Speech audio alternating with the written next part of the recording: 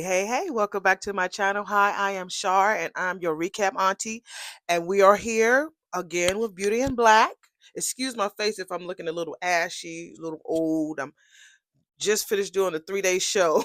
So if you see lines up here, if you see white up here, girl, I wanted to get this video out the way. My own lips are orange. But anyway, we still here. We still doing it. And today is Sunday, like I said, and I wanted to drop the next episode, which was episode number 10, Power Struggle of Beauty in Black. So thank you so much for coming today to my channel. Thank you so much for stopping by. Now, don't forget to, handle this right here, while you're here. I don't normally say that in the thing because I like to get straight to it. But you know what to do while you're here. Share, like, subscribe, talk, do whatever you do, okay?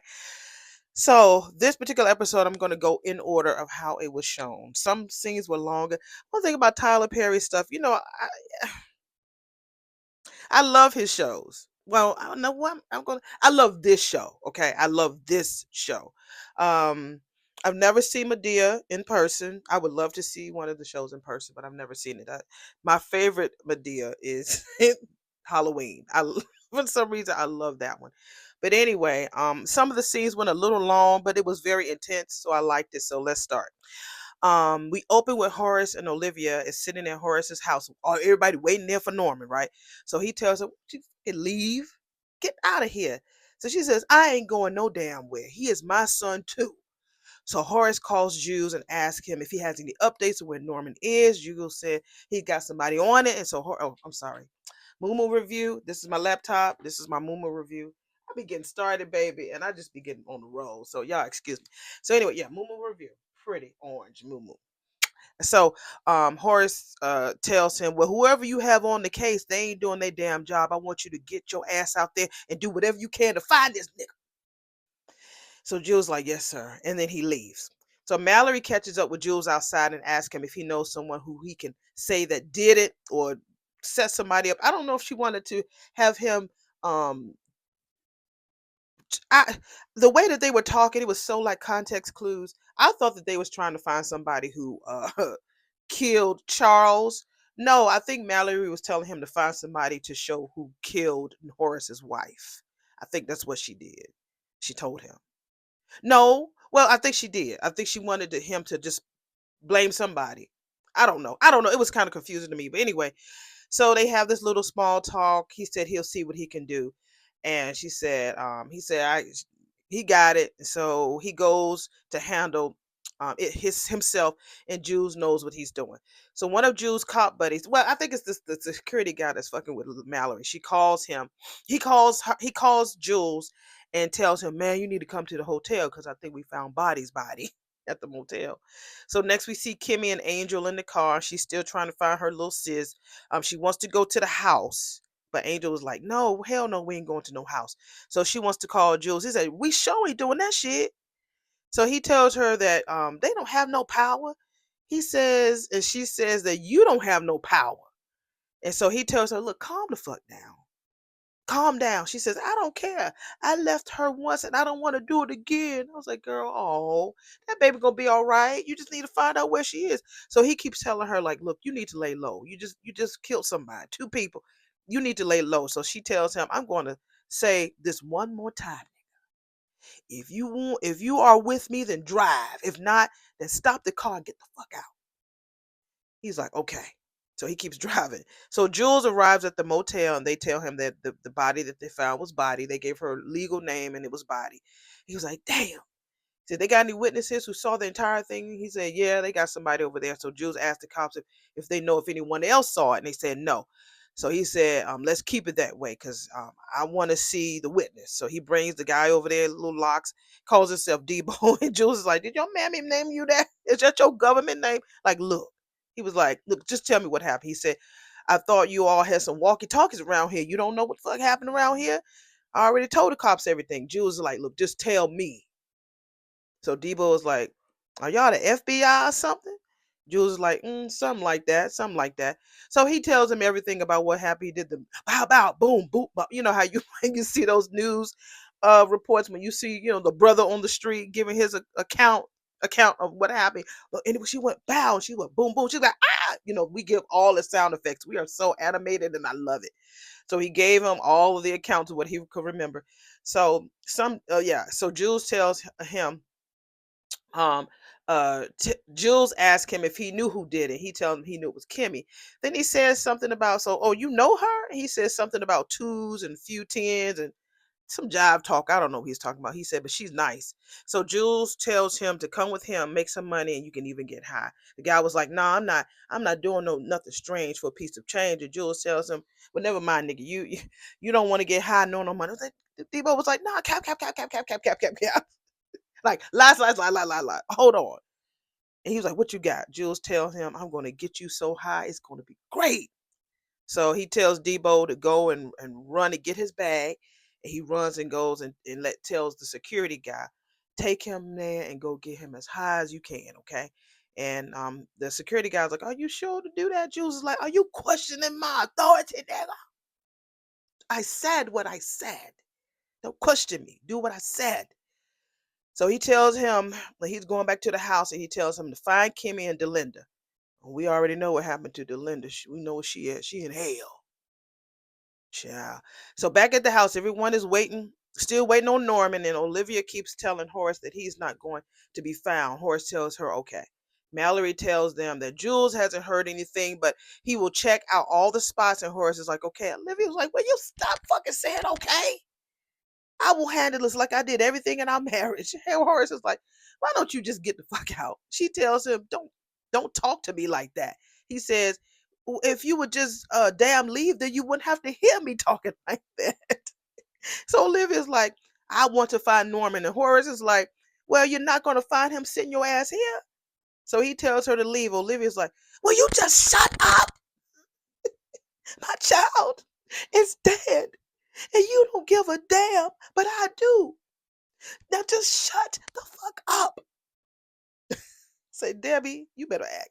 So Horace is like, "You're just hell bent on revenge." Olivia's like, "Oh, and you're not?" And Horace is like, why while he's trying to talk, he starts doing this crazy coughing. That's what I wrote for my notes.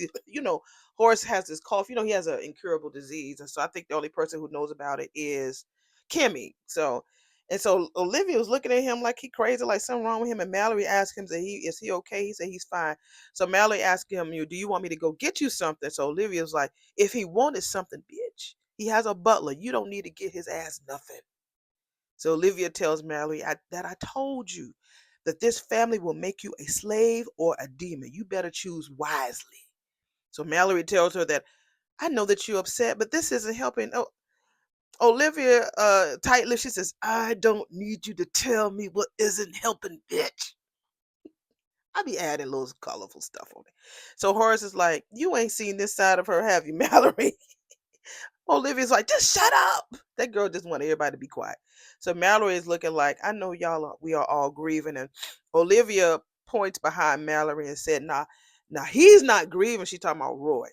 So Mallory is like, "Yes, he is." So Mallory is like, "Shit, where the fuck is Norman?" And Norman walks his old frazzled looking ass in there and said, "Right here." And everybody's like, looking all scared. So Olivia's like, "You did this." He was like, "Did what?" And Horace is like, "Don't play fucking games with me." Norman was like, "Did you have my wife killed?" Mallory's like, "Stop it. Stop it right now." So she gets up and walks to the kitchen and tells the butler, lets him know, like, if any of the staff and anybody's here, just leave the kitchen and then y'all go wait in the stable. So the butler was like, "Well, it's just me and the chef that's here." He said, "Look," she's like, go to the stables. We'll tell you when to come back." So she tells him that they need to stop that in front of the staff. And Roy was like, "You have no idea, do you?" So Mallory says, "I'm just trying to keep the peace." And Olivia was like, "There is no peace to be kept with my son being gunned down like an animal." And so Norman was like, "I didn't do it." Olivia's like, you had something to do with it." Norman tries to talk and tells Olivia to look. She stands up. She's like, "No, nigga, you look. I warned you." He's like, "No, I warned you." Olivia's like, "Am I really an enemy that you want to make, Norman? Huh?" And Norman's like, "I don't give a fuck." That's his favorite line. He said a lot of that last year. So Horace tells them both to calm down. Don't y'all go blowing each other's brains out. I don't want to be hearing this shit no more. So Norman says, and let you get all the money? No fucking way. And Horace tells Norman, you've always been an evil motherfucker. Norman's like, yeah, yeah, I have. I got it honestly from father. I was like, did y'all call your father father? Did y'all say father or daddy? I thought that was weird. And so Norman was like, and you're just like me. And Horace tells him, then you should know that you fucked up when you killed my son. And Norman calls Charles a sorry son of a bitch. And Horace didn't love him. And he tells Horace, you think your dad put some stipulation in the will to set this up the way he did with the company because he thought that we was going to love each other? No, because that nigga knew that we were all alike, exactly alike. Greedy sons of bitches that don't know how to love. He continues to tell them that he loved his wife. And Horace is like, love? Nigga, you got her from the mail. They be so nasty to each other. You got her from the mail. He says, if you're going to get a mail order bride, you could have at least got a young one. Oh, Horace was like, Norman was like, nigga, what? What? We talking about young ones. You want to go there? Horace is like, what? What? If you got something to say, you say it with your full fucking chest. Then Roy tries to leave, talking about, I can't deal with this shit. And Horace is like, sit your bitch ass down. I don't know if it was Horace or Norman. I think it was Horace. Olivia tells him, don't be threatening one of my sons. I think it was Horace. No, it might have been Norman who said that. And the door opens and Varney walks in. It's like, what's going on? Then, honey, the best comeback from the grave, it is. Hold on for a second. The best comeback from the grave that I've ever seen. Then Charles's monkey ass walk up in there. He said, oh, it's just another day in this family. They all look like they seen a ghost. Charles, well, don't everybody speak at once? Horace looks shocked. Charles just plops on the couch and Varney tells him that someone had stolen his car and was coming to his house to rob him. That's who got killed in the car. So Charles is like, y'all sure as hell don't look so happy to see me. So Olivia is very, very happy. That's her baby, and reminded him that I told you to stay your ass in that hotel, to don't go home. That he could have died, by your uncle, because the uncle did set a little trap for him. So he tells her that it looks like Dad and Roy would have been happy about me not being here no more. And Olivia talks about how she had come all the way over there to deal with this shit. So she tries to leave, and Norman's like, your ass ain't going nowhere. He tells Charles, why was his car in the same tow yard as where they found his wife? And Charles says, I don't fucking know. He asks if you tried to kill him. He's like, did you try to kill me? Then we hear the door open, and you can hear Jules bringing in Debo to frame him. I think he was trying to frame him for Charles's death, I think. Like Mallory told him to do earlier. But Jules is like, Charles? What the fuck is going on here? Who's in the car? Charles is like, that's a long story. And Jules like, nah, no, no, no, no, no, no, no. I'm gonna need to know something. So he made Debo lie, because remember they got Debo so high that he was just whatever he was told to say, he said it. So he lied about stealing the car, and then he was trying to rob the house and make it look like he killed. I think he made it look like he killed Norman's wife. I think Jules thought on his top of his feet, his toes, because when he saw Charles standing there, he was like, I gotta blame this nigga for something. So that's when I think he flipped the script and said that they showed a car. He made some type of AI so it appeared that the car was leaving the scene right after it hit and killed or killed the wife. Somehow he got blamed for it, or Charles, I don't know, something.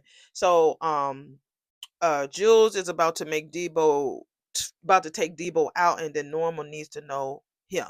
So old ass Norman try to buck at Debo on Debo's high day. He could beat Norman's ass. I'm sorry, that wasn't convincing enough for me. So Jules makes Norman leave because he was about to kick Debo's ass. He wasn't gonna do that unless he had a weapon. So Norman leaves, and then Jules takes Debo out, and Charles says, I guess no one is happy, huh? So Charles tells Varney, nigga, leave my sight. Go, nigga. I'm like, how disrespectful. So Varney leaves. I don't know why he trying to do that to Varney. Poor Varney. So Norman and Jules, excuse me, talk about him, keeping him calm, and he needs to go home. So Norman is screaming that he is not going to be. I'm not going to be fucking satisfied. Then he gets in the car. Then he pulls out the damn driveway all nice and slow. I was like, man, if you ain't fucking satisfied, you that damn mad. You should have like bawled out of there, screeching out of there. You was like, let me back up. Let me. Ain't nobody behind me. Okay, that pullout was not, So Mallory comes out and Jules, they connect and say that the video that he shared was an AI footage that he made up to make it seem like that boy was in the car. So Mallory asked Jules, do you think Norma believed that? He said, yes, he old. He will. So Mallory kept telling him that, Jules, you did a good job. You did really good. Maybe you can do something like that for the lawsuit. The brain cancer perm lawsuit that they got going on. So he says, no, that's your job, not mine. So they briefly talk about if she wants to know about the kids in the lawsuit. I think that's what they were talking about. She was like, no, they all going to die anyway. She's a cold-hearted snake, I swear. He says, man, if your family really knew her, because she's cold-hearted, she's like, I don't care. She fits in them perfectly. So the next scene we see Kimmie and Angel pulls up at some house. He's nervous. He tells her, girl, you just killed two people. Yeah, I need to be nervous. And she said, no two people deserved it more. Remembers Delinda and Body. So we found out that we're at Kimmie's mammy's trailer house, and he is scared and wants to leave. She tell him, then you can go. He was like, no, I'm gonna stay right here with you. She keeps repeating. He sold my sister. I gotta find my sister. He was like, you, I know he sold. He was like, how do you know? She said, you see that car right there? That's my mama's new car. He's like, yo, that's my mama's new car. He was like, yo, that's your mom's car? She was like, yeah. So that proves that my mama couldn't afford that car was more than this whole fucking trailer.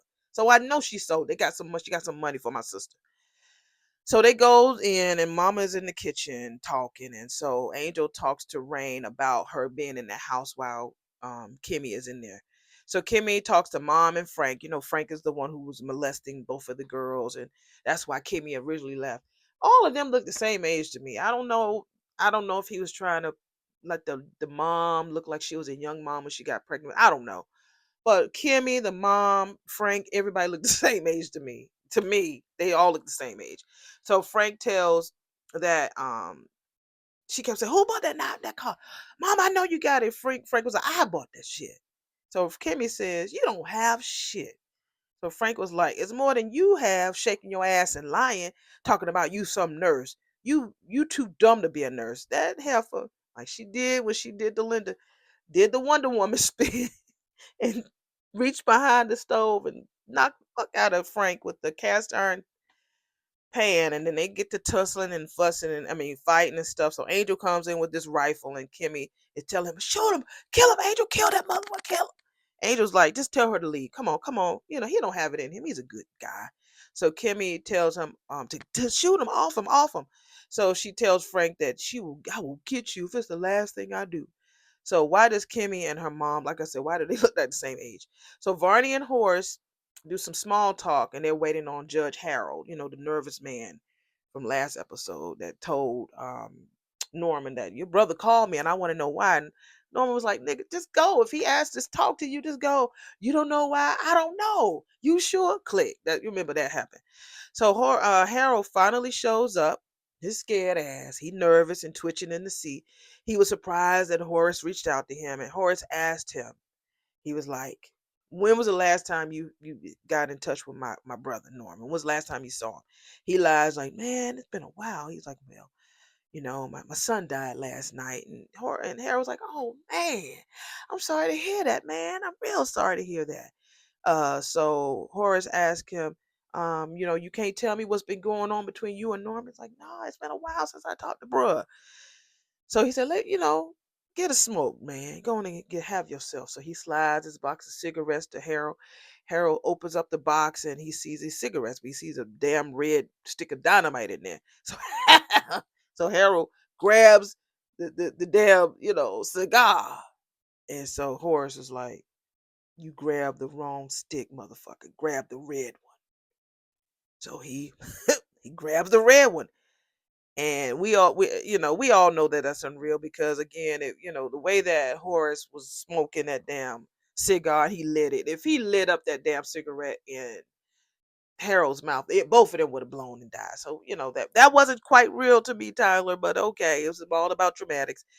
So he was shaking like a leaf. The damn dynamite was shaking in the mouth, and so Horace lights up his cigar and asks Harold again.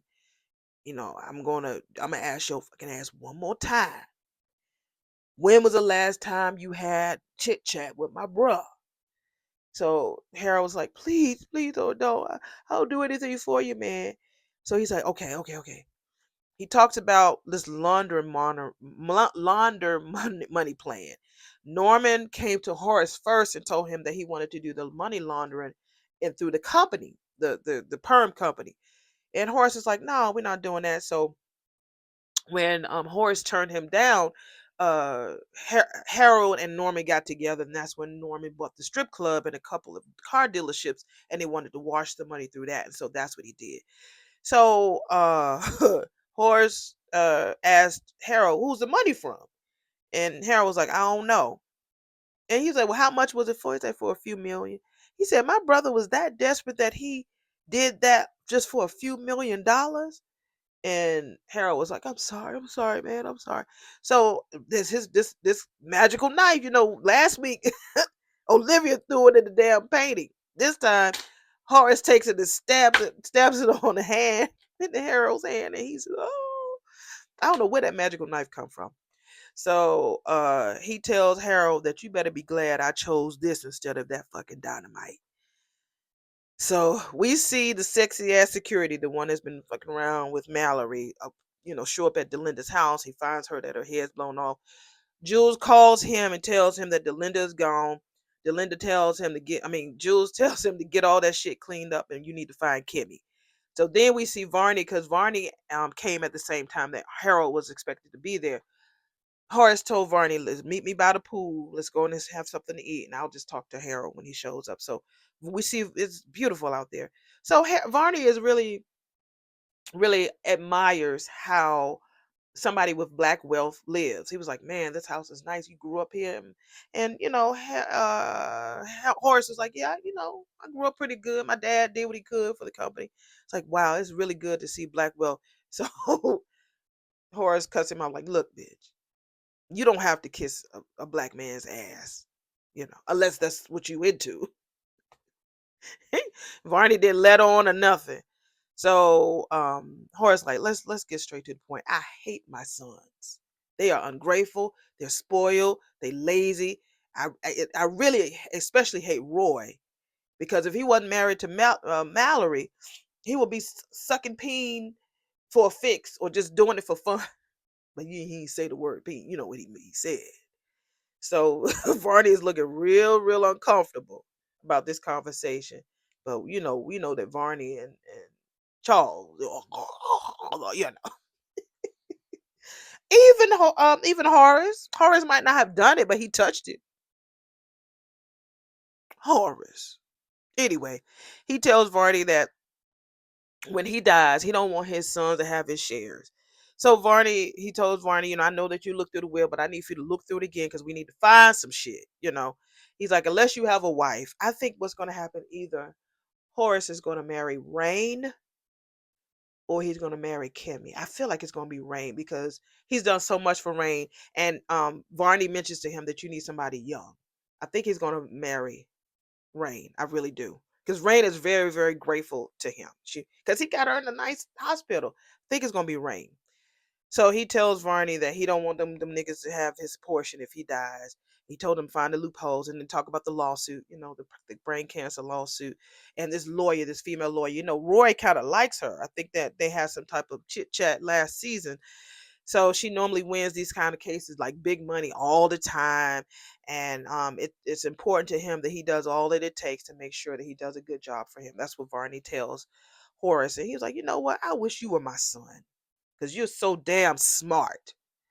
So then we go back to Kimmie and Angel in that damn car again, and they keep talking about finding her damn sis. I can't wait till they find that child. It'd be funny if that girl finds her and that girl don't want to leave. It'll be real funny. That girl is used enjoying the independence. She's probably already had, all this inappropriate situation with Frank.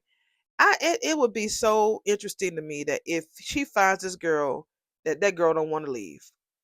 Anyway, and they have to find sis, and he says it's hard when you keep taking out everybody that who knows about what she is. So she tells him, "Look, I just see red and I just get mad every time." I'm like, "You think, girl?" So she wants to go back to the motel. He's like, "Hell no." And they was like, he's like, it's probably full of cops and everybody. And they looking for you. She said, I want to go back. He was like, no. She said, well, let's go to Ray. Let's see her at the hospital. She said, I'm just tired. I've been up for hours. I just need to be somewhere. So they go to see Rain in the hospital. So they go on this whole find her speech pretty much. So she told her the same thing. She finally filled Rain into everything. And so Rain tells Angel, well, maybe you need to go back to the club because maybe somebody at the club know. Kimmie can't go there. So Rain was like, well, does anybody know that y'all are riding together? And he was like, nah, then go to the club and start asking around. Say, look, I ain't trying to get killed asking around. Like, look, you know what to do. Just be real careful when you ask questions. So she confesses that, how they, what's her name?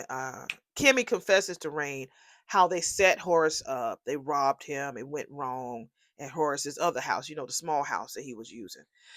So they told her that. She's like, what? She's just so surprised and so shocked about how all this crime that Kimmie has committed.